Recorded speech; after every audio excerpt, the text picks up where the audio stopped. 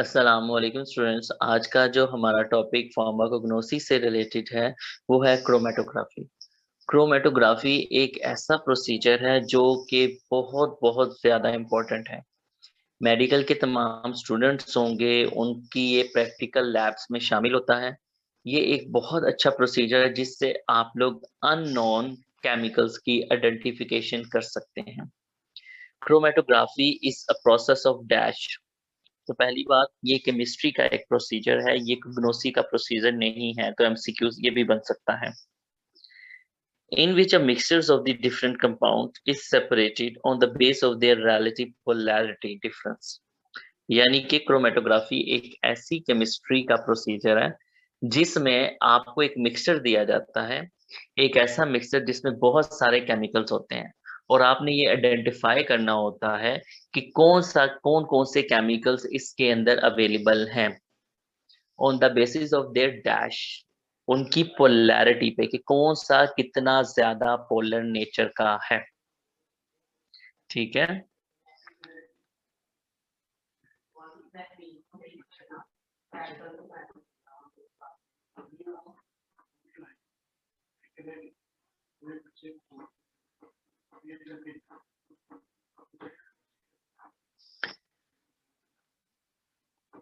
ठीक है बच्चों, तो ये भी चीज याद रखिएगा, ये बहुत एक अच्छा प्रोसीजर है। हम लोग हमारे पास अननोन मिक्सर, मेरा ख्याल है कि शायद आपको मैं क्या करूंगा, एक मिक्सर दूंगा जो ब्लैक कलर में होगा। बेसिकली उसमें रेड इंक होगी, ब्लू इंक होगी और ग्रीन इंक होगी, देखने में वो ब्लैक लगेगा। आपने क्रोमेटोग्राफी के मदद से मुझे ये बताना है कि इसमें कौन कौन से केमिकल्स मौजूद हैं। तो आपको मैं प्रोसीजर अभी बताऊंगा, उसी तरह आप वो प्रोसीजर रिपीट करेंगे और हमें उस मिक्सर में तीनों के तीनों कलर सेपरेट नजर आएंगे। आपके जो होगा ब्लू, ग्रीन और रेड, तीनों के तीनों कलर्स आपको सेपरेट नजर आएंगे। इसी तरह बेतहाशा प्रोसीजर्स होते हैं।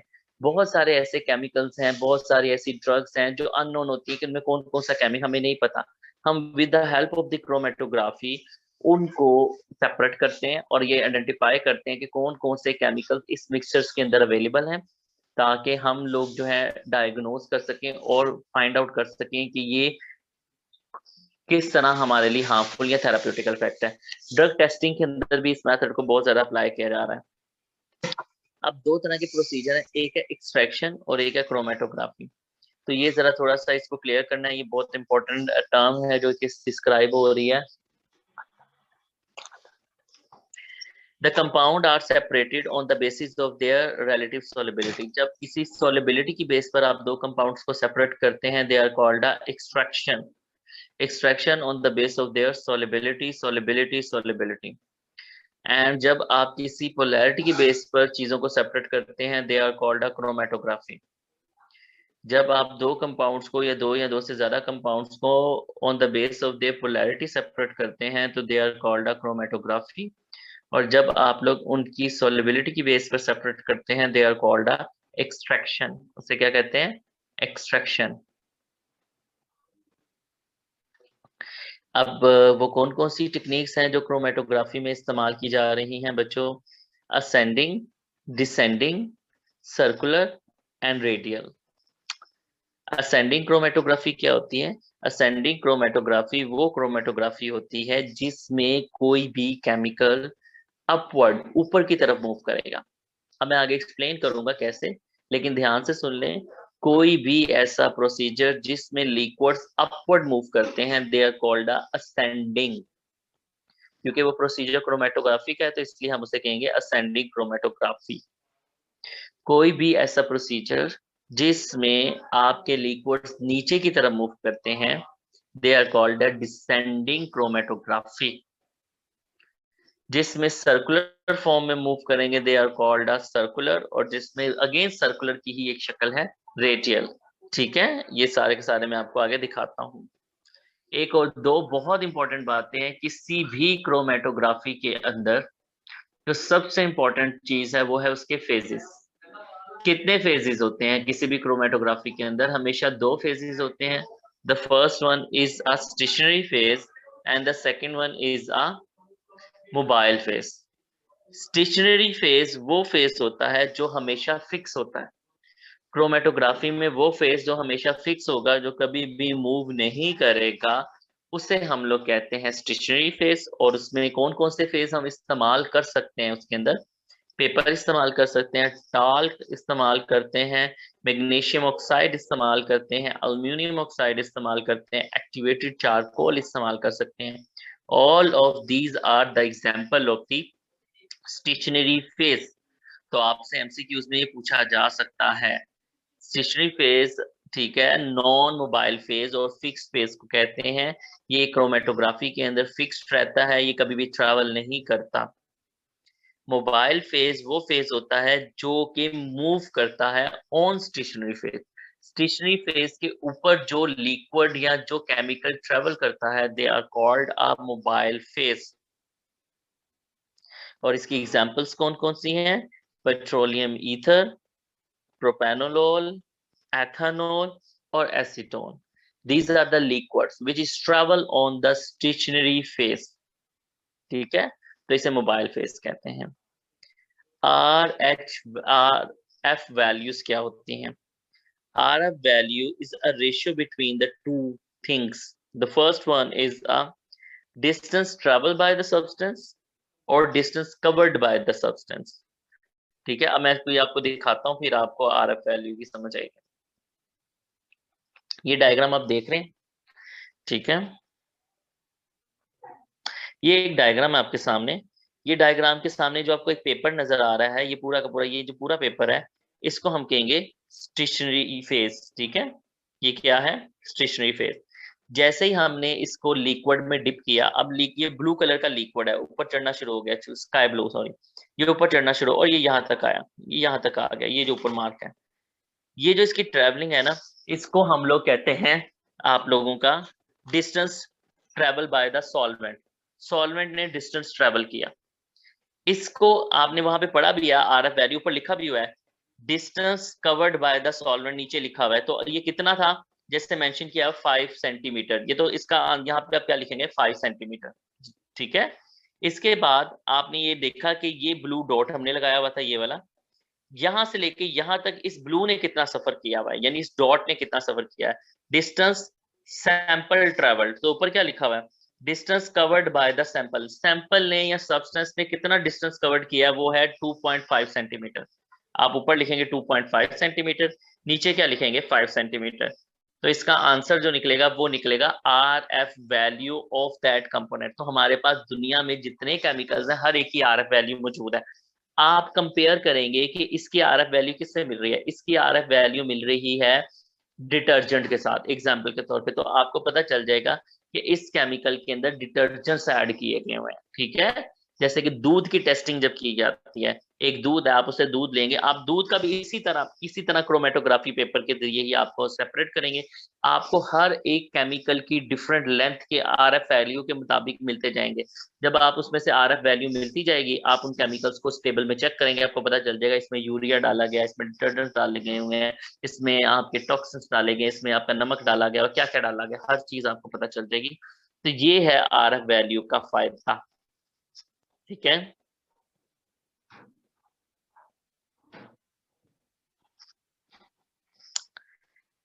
Types of chromatography. क्रोमेटोग्राफी के 3 बहुत कॉमन मेथड हैं जो हम लोग इस्तेमाल करते हैं।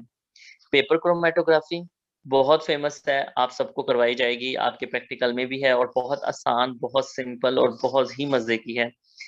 थिन लेयर क्रोमेटोग्राफी भी इंशाल्लाह आपको करवाई जाएगी, हम करवाएंगे, आपको लाजमी करवाएंगे, मैं करवाऊंगा इंशाल्लाह। ये भी तकरीबन पेपर क्रोमेटोग्राफी जैसी ही होती है, बस ये है कि इसमें स्टेशनरी फेस पेपर नहीं है, इसमें थिन लेयर टाल की इस्तेमाल की जाती है। कॉलम क्रोमेटोग्राफी ये भी बहुत यूनिक है, बहुत मजे की है, जबरदस्त है, लेकिन आप लोगों को नहीं करवाई जाएगी। एक्सपेंसिव, इसका जो कॉलम है वो बहुत एक्सपेंसिव मिलता है, और यूनिवर्सिटीज के अंदर हाई लेवल्स पर एमफिल पीएचडी के जो स्टूडेंट्स होते हैं वो कॉलम क्रोमेटोग्राफी परफॉर्म करते हैं, या इंडस्ट्रीज में होता है। बकाया जो छोटे लेवल पर इंस्टीट्यूट्स हैं वो इसको नहीं प्रेफर अफोर्ड नहीं कर सकते, क्योंकि अगर इसका एक भी अपरेटस का पार्ट टूट गया तो पूरा का पूरा सेट दोबारा मंगवाना पड़ेगा। It's a very expensive set. Paper chromatography is a technique, ये एक स्पेशलाइज्ड टेक्निक है of analytical chemistry. Please underline करें, एनालिटिकल केमिस्ट्री। ठीक है, it's a technique of analytical chemistry in which different compounds of a mixtures are separated by using chromatography technique. Chromatography technique इस्तेमाल करते हुए एक मिक्सचर्स के अंदर मौजूद जितने भी कंपाउंड्स होते हैं उनको सेपरेट किया जाता है। Paper chromatography. Paper chromatography is a technique of analytical chemistry in which a different compound of a mixture are separated by using a chromatographical technique. Paper chromatography एक ऐसा प्रोसीजर है ये भी एनालिटिकल केमिस्ट्री का ही एक प्रोसीजर है जिसमें आपको एक मिक्सचर दिया जाएगा और उसमें जितने भी आप लोगों के कंपाउंड होंगे आपने उनको क्रोमेटोग्राफिकली सेपरेट करना है और ये बताना है कि इसमें कौन कौन से केमिकल्स मौजूद हैं। एक पेपर क्रोमेटोग्राफी चाहे है या थिन लेयर क्रोमेटोग्राफी है, कॉलम क्रोमेटोग्राफी है, सब के सब का यही प्रोसीजर होता है। स्टेशनरी फेज ज्यादातर पेपर, क्योंकि पेपर क्रोमेटोग्राफी है इट्स मीन यहाँ पे स्टेशनरी फेज पेपर इस्तेमाल होगा। Mobile phase is always ethanol, water या एसीटोन का इस्तेमाल किया जाता है। अब डिपेंड करता है कि आपके पास किस टाइप का मिक्सचर है, उसके अकॉर्डिंगली यहाँ पर एथेनॉल, वाटर या एसीटोन का आप प्रेफर करेंगे। अब प्रोसीजर क्या होता है, जरा मैं आपको प्रोसीजर समझा दूं। ये डायग्राम आप देख रहे हैं, ये सब जो मैं प्रोसीजर समझाने जा रहा हूँ वो सारा का सारा इसके अंदर लिखा हुआ है। आपके पास एक क्रोमेटोग्राफी जार होता है, ठीक है, जो एक बॉक्स की तरह होता है, जैसे कि आपको डायग्राम में नजर आ रहा है। इसके ऊपर लिड होती है यानी कि ढक्कन होता है और अंदर एक स्टैंड लगा होता है जिसे हम लोग क्या कहते हैं, क्लिप। जैसे कि ये आपको लिड नजर आ रही है और उसके बाद ये क्लिप लगा हुआ है, ठीक है।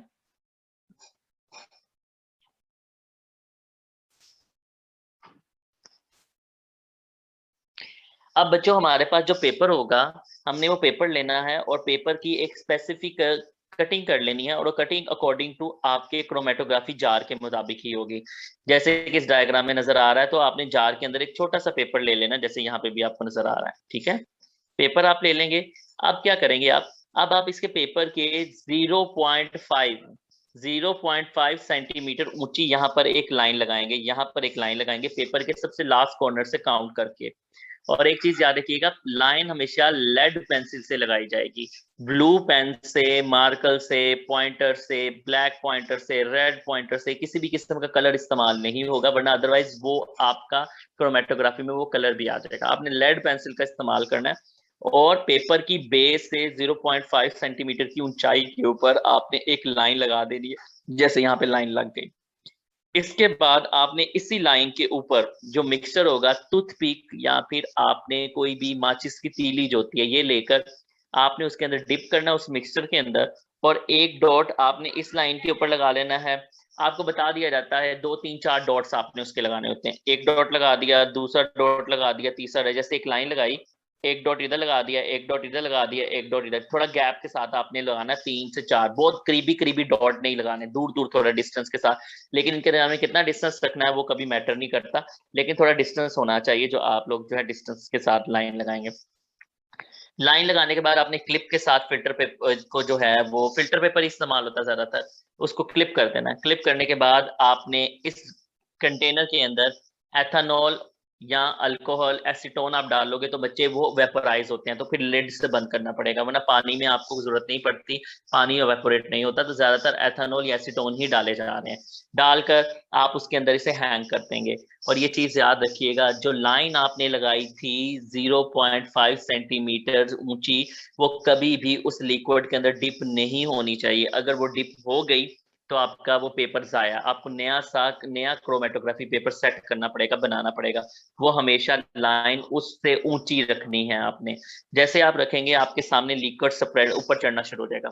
जैसे जैसे लिक्विड ऊपर की तरफ, ऐसे ऊपर की तरफ जाएगा तो इट इज असेंडिंग, ऊपर की तरफ जा रहा है तो असेंडिंग, ऊपर की तरफ जाता जाएगा। आपने अप्रोक्सीमेटली 90% इस पेपर को फिल करना है, यहां तक फिल करना है, यानी कि लिक्विड को इतना ऊपर जाने देना कि वो 90% फिल कर जाए। फिल करने के बाद आपने इसे बाहर निकाल लेना है, आपने इसे हवा में ड्राई करना है। Dry automatically ethanol acetone evaporate कर देगा ड्राई। आपको डिफरेंट इस तरह के कलर्स नजर आएंगे। जब आपको ये कलर नजर आएंगे आप इन सब का क्या करोगे, RF वैल्यूज निकालोगे, उस RF वैल्यू को आप लोग देखोगे उस अपने टेबल के साथ और बता दोगे कि इसके अंदर क्या क्या मौजूद है। ये सारा प्रोसीजर है क्रोमेटोग्राफी का, बहुत सिंपल सा, इसके अलावा और कोई भी प्रोसीजर नहीं होता। ठीक है, दोबारा से एक फिल्टर पेपर लेंगे, फिल्टर पेपर को आपने एक स्पेसिफिक कटिंग कर लेनी है according to your chromatography jar. उसकी बेस के 0.5 सेंटीमीटर की लेंथ थोड़ा सा हाइट पर आपने एक लेड पेंसिल से लाइन लगानी है। उस लाइन के ऊपर आपने अपने मिक्सर से डॉट लगाने हैं और फिर उसे क्लिप के साथ उसे क्रोमेटोग्राफी जार में हैंग कर देना है। इस चीज का हमेशा याद रखना है कि वो जो लाइन है वो लाइन कभी भी आपके उस जार के अंदर डिप ना हो। ठीक है, यानी कि लिक्विड में डिप ना हो, मोबाइल फेज में डिप ना हो। मोबाइल फेज में एसीटोन, एथेनॉल या वाटर का इस्तेमाल करना है, वो ऑटोमेटिकली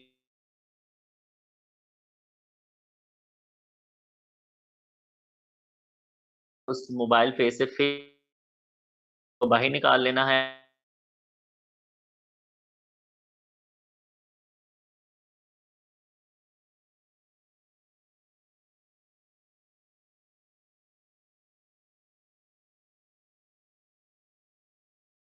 फोटोग्राफ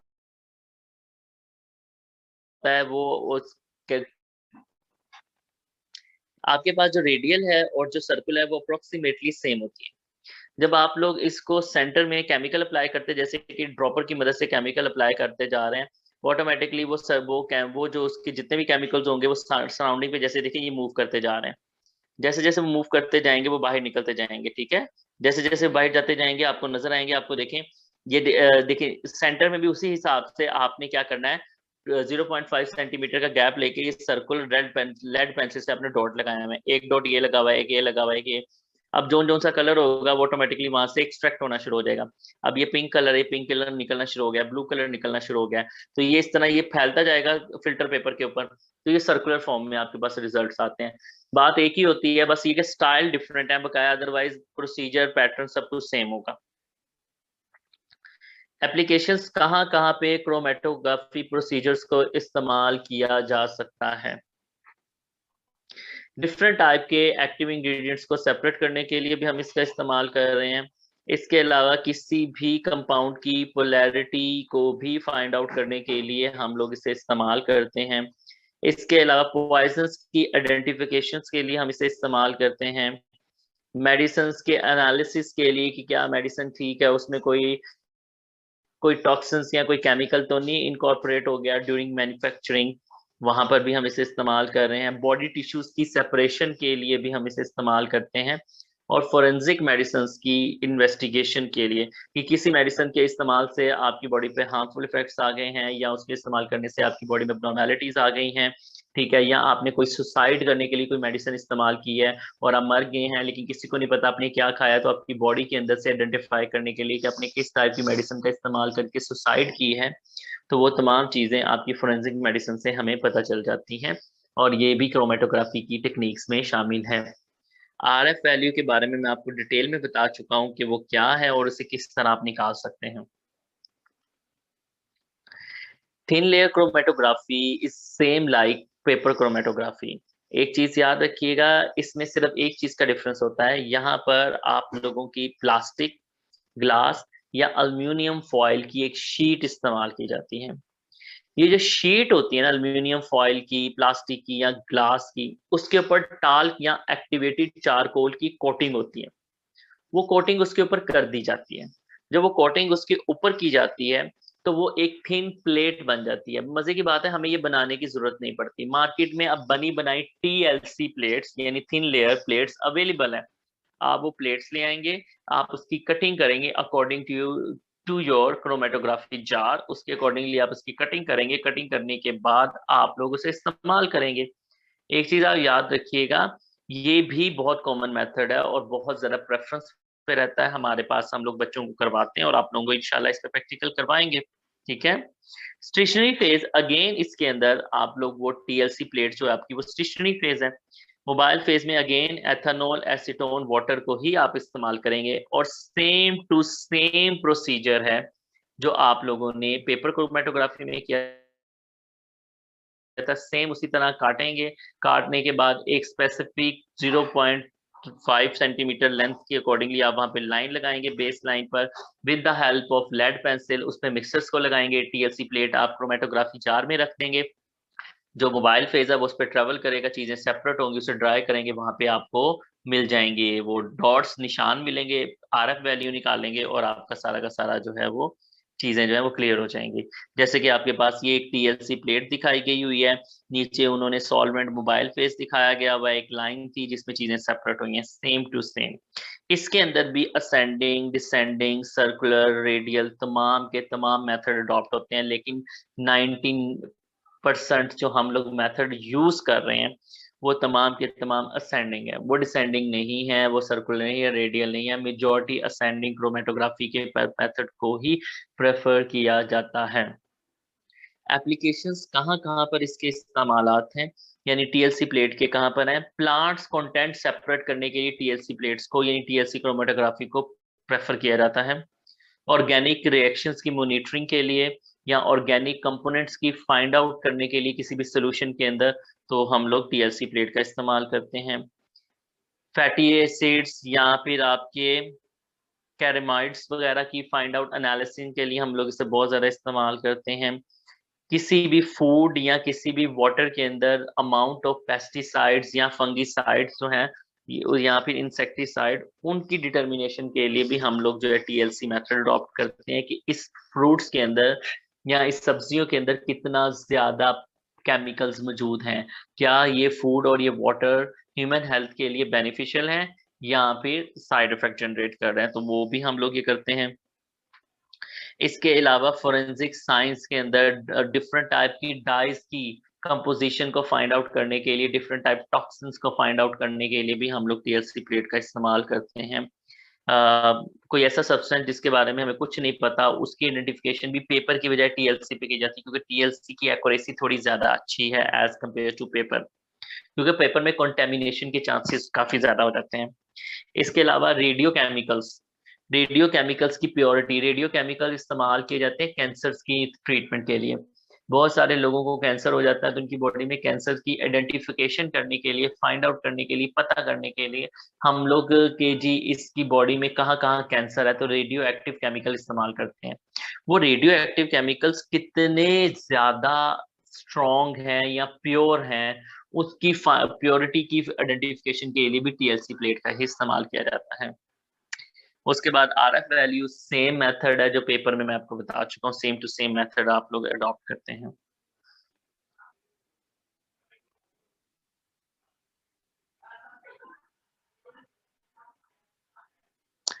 कॉलम क्रोमेटोग्राफी आपको मैं करवा दूं आज, ठीक है, तो हम लोग क्रोमेटोग्राफी वाले चैप्टर को क्लोज कर लेंगे। कॉलम क्रोमेटोग्राफी ये भी केमिस्ट्री का ही एक मेथड है, बहुत कॉमन मेथड है। इसमें हम लोग चीजों को प्योर करने के लिए इस्तेमाल करते हैं, और ये बहुत लार्ज स्केल के ऊपर अप्लाई किया जाता है, इसको स्मॉल स्केल्स के ऊपर यानी कि छोटे इंस्टीट्यूट या फिर छोटी यूनिवर्सिटीज के अंदर इसको प्रोसीजर को इस्तेमाल नहीं किया जाता।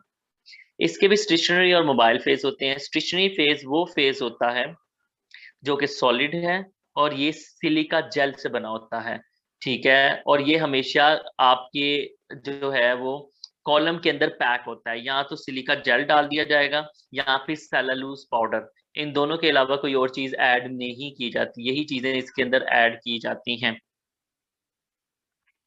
मोबाइल फेस की बात की जाए तो इसमें मोबाइल, जैसे कि आपको ये नीचे एक डायग्राम नजर आ रही है, इस तरह का आपके पास एक कॉलम होता है लंबा सा, ठीक है, ये कॉलम है, इसमें ये आप इसका देखें, इस तरह इसकी नोजल होती है नीचे और ऊपर इसके तरह इसका क्लिप होता है। हम लोग इसके अंदर जो है ना अपना सिलिका जेल या फिर उसके अलावा सेलुलोज पाउडर कोई भी एक चीज भर देते हैं, ठीक है। भरने के बाद जैसे कि आप देख भी रहे हैं कि इन्होंने हमने ये नीचे कॉटन का प्लग लगाकर इसके नीचे माउथ को बंद किया हुआ है, जैसे कि ये स्टॉप कॉक है, यानी कि आपके पास ये नोजल है, इसके ऊपर आप देखेंगे कॉटन है जो कि हमने लगाकर इसे बंद किया है ताकि जो सिलिका जेल यहाँ से बाहर ना निकल जाए, ठीक है। इसके अंदर सिलिका जेल मुकम्मल तौर पे कॉलम में भर दी गई। कॉलम में भरने के बाद फिर इसके ऊपर हम लोग सैंड यानी रेत डालते हैं ताकि इसे प्रोटेक्ट किया जा सके। इसके बाद इसके ऊपर हम लोग जो है ना वो सॉल्वेंट डालते हैं, ठीक है। जैसे कि सॉल्वेंट में अगेन एथेनॉल, वाटर, एसीटोन यही डाला जाता है। हम क्या करेंगे, ऊपर हमारे पास जो कैप लगा हुआ है, या ये जो ऊपर लगा हुआ है कैप, ठीक है, यहाँ से हम लोग इसके अंदर सॉल्वेंट डालेंगे और ये यहाँ तक ये सारा का सारा सॉल्वेंट आस्ता आस्ता, और इसके अंदर हमारे पास सिलिका जेल के अंदर हमने अपने सैंपल्स केमिकल्स डाल चुके हुए हैं। जैसे जैसे ये सॉल्वेंट नीचे की तरफ आएगा वो चीजें सेपरेट होती जाएंगी और यहाँ पे कलर्स नजर आएंगे, हमें डिफरेंट कलर्स नजर आएंगे। वो कलर्स की फिर लेंथ होगी, हमने सब मेजर करके आरएफ वैल्यू निकालनी होती है। ठीक है, आगे इसका पढ़ते हैं। तो ये आपको पता चल गया इसमें सॉल्वेंट फेज कौन सा है और स्टेशनरी फेज कौन सा है। अच्छा जी, प्रोसीजर पढ़ लेते हैं। प्रोसीजर बहुत आसान है। इन्होंने कहा है कि आपने एक क्रोमेटोग्राफी कॉलम लेना है जो कि ग्लास ट्यूब से बना होता है और इसका डायामीटर 50 मिलीमीटर होगा। ठीक है, हाइट इसकी 50 सेंटीमीटर से 1 मीटर तक हो सकती है। लोअर साइड पर इसके बॉटम पर एक टैब होगा जिसे हम जो है नोजल बोलते हैं। ठीक है, स्टेशनरी फेज जो है जो कि पाउडर की शक्ल में है, जो इस कॉलम के अंदर भर दिया जाएगा।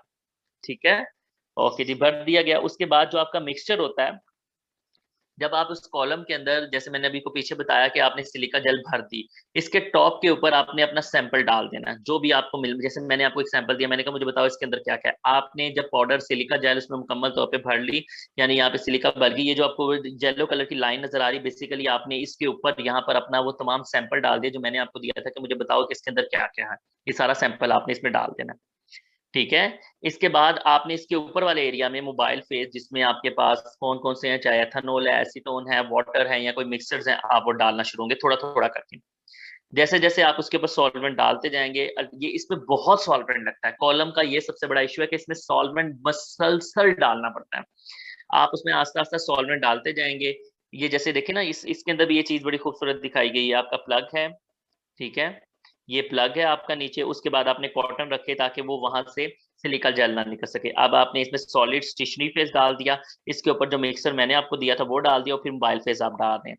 जैसे जैसे मोबाइल फेस नीचे आता जाएगा, ऑटोमेटिकली ये जो आपका मिक्सचर के कंपोनेंट्स है वो भी नीचे आते जाएंगे। जब तक वो यहाँ तक नहीं पहुंचते, आपको सॉल्वेंट मुसलसल डालना पड़ेगा। इसमें सॉल्वेंट बहुत इस्तेमाल होता है। सॉल्वेंट डालते जाएंगे, मिक्सचर में से केमिकल सेपरेट होते जाएंगे और अल्टीमेटली जो भी सेपरेट मिक्सचर्स हैं वो आपको सेपरेट नजर आना शुरू हो जाएंगे। ये इसका प्रोसीजर है, नहायत आसान तरीन प्रोसीजर। बट ये है कि ये बहुत टाइम कंज्यूमिंग है। तकरीबन 24 घंटे से ज्यादा आपको टाइम चाहिए और मुसलसल आपको इसमें सॉल्वेंट डालना पड़ता है। कहाँ कहाँ पर इसकी एप्लीकेशंस हैं क्रोमेटोग्राफी कॉलम वाली की। द फर्स्ट वन, आप लोग जो हैं बेंजोडाइजेपिन्स, ये सेडेटिव और हिप्नोटिक्स हैं जो लोग नशे में इस्तेमाल करते हैं या जिनको नींद नहीं आती, डिप्रेशन के पेशेंट्स होते हैं, उनको इस क्लास की मेडिसिन दी जाती है ताकि वो सो जाएं अच्छे तरीके से और उनके ब्रेन के अंदर जो केमिकल डिस्टर्बेंस है वो कम से कम हो। तो ये बेंजोडाइजेपिन की सेपरेशन के लिए इस्तेमाल किए जाते हैं, मेडिसिन के एनालिसिस के लिए इस्तेमाल किए जाते हैं, वाटर की प्योरिफिकेशन के लिए फार्मास्यूटिकल इंडस्ट्रीज में से बहुत ज्यादा इस्तेमाल किया जाता है, और बॉडी टिश्यूज की सेपरेशन के लिए इस्तेमाल किया जाता है। Is one of the very famous method, expensive method, time consuming method, और but the accuracy of the result is very outstanding. इसमें रिजल्ट्स बहुत एक्यूरेट आते हैं अगर आपने प्रॉपर इसे किया हुआ है। ठीक है, तो हमारा ये टॉपिक कंप्लीट हो चुका है। आपको मैं अनम्यूट कर रहा हूँ, अगर आपकी कोई क्वेश्चन है तो you can ask me. CRF screenshot लें। जी बच्चों, आज के टॉपिक से रिलेटेड आपका कोई भी क्वेश्चन है, कोई भी है? जी उमर। अस्सलाम वालेकुम सर। वालेकुम अस्सलाम। सर आप ये बता रहे थे ना इसमें एप्लीकेशन ऑफ कॉलम क्रोमोग्राफी, इसमें जी आप जी, बता रहे थे कि अब नशे जो करते हैं लोग उनके जो मेडिसिन यूज करते हैं वो कौन सी यूज करते हैं मेडिसिन, कुछ बता सकते हैं आप? बहुत नहीं, बहुत सारी मेडिसिन होती हैं। देखें, अब आपका नशा करने का स्टाइल अलग होगा, मेरा अलग है, या फिर हमारे सीआर का अलग है। तो ये बेंजोडाइजेपिन एक क्लास है, पूरी की पूरी क्लास। इसमें जैसे कि और- डायजिपाम, लोराजिपाम, क्लोनाजिपाम, एट्राजिपाम, एल्प गोली आदत हो जाती है, आप नींद के लिए लेते हैं या डिप्रेशन के लिए आप कोई मेडिसिन ले रहे हैं ताकि आपको डिप्रेशन ना हो। अल्टीमेटली आपको मेडिसिन इतनी लग जाती है कि आप उसके बगैर गुजारा नहीं है, और लोग 10-10 गोलियां इकट्ठी खा रहे होते हैं। मैं एक ऐसे लड़के को जानता हूँ जो 2 बेंजोडाइजेपिन में एक केमिकल है जिसका नाम है एल्प। एल्प की टैबलेट मार्केट में अवेलेबल है, जिससे अल्प्राजोलम उसके अंदर अवेलेबल होती है। वो 20 गोलियां इकट्ठी खा जाता है और उससे नींद नहीं आती, वो इतना अडिक्टेड है। तो अगर किसी ने नशे की वजह से मरा है, कोई इंसान पास टाइम हो सकता है, फॉर एग्जाम्पल मैं तो अगर एक भी गोली खा लूं ना, क्योंकि मुझे आदत नहीं है, मैं तो शायद 4 दिन तक सोया ना उठूं, क्योंकि इतनी ये मेरे में स्लीप जनरेट कर देगा। तो फिर अगर मैं ज्यादा खा लूं तो हो सकता है मेरा सीएनएस इतना डिप्रेस कर दे कि मेरी मौत वाकई हो जाए। तो वो मेरी बॉडी में फाइंड आउट करने के लिए कि मेरी मौत किससे हुई है, तो वो चीज से ये बेंजोडाइजेपिन की ये बहुत अच्छा है, उसे सेपरेट करने के लिए, फाइंड आउट करने के लिए प्रोसीजर। Thank you. बकाया देखें, जो नशेई हैं वो तो खांसी का सिरप से भी नशा कर लेते हैं, पूरा का पूरा कप सिरप पी लेते हैं, उसमें आपके पास डिफरेंट टाइप के कोडीन्स होती हैं, तो वो भी आपके बेसिकली है तो एंटीटसिव, यानी कि ये म्यूकस नहीं प्रोड्यूस होने देती, बलगम नहीं होने देती, लेकिन वो नशे के तौर पर भी इस्तेमाल होती है। तो अगर आपको उसकी आदत लग जाए तो आप तो पूरा पूरा सिरप एक घूंट में पी जाएंगे और फिर टुन होके घूमेंगे।